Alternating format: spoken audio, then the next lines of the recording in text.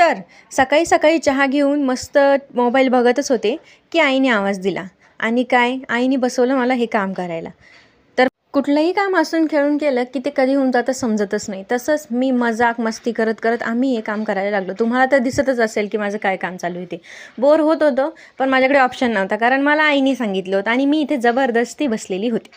तर त्यानंतर सर्व उचलून घेतलं आणि मग इथलं सगळं झाडून वगैरे घेतलं कारण खूप पसारा झाला होता. त्यानंतर बनवली पटकन झटपट अशी 2 मिनटामध्ये मॅगी. तर मॅगी मी आज मसाला मॅगी बनवली होती. त्यानंतर खाल्ली आणि मग खाल्ला दुपारी चोकोबार.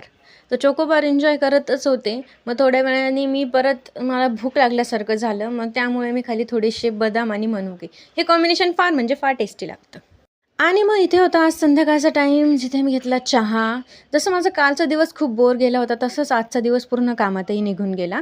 त्या आज मेनूमध्ये होती वांग्याची काळी भाजी, भाकरी आणि भात. तर तो एन्जॉय केला आणि असं थँक्यू होतं सो माझा मच फॉर वॉचिंग. बाय.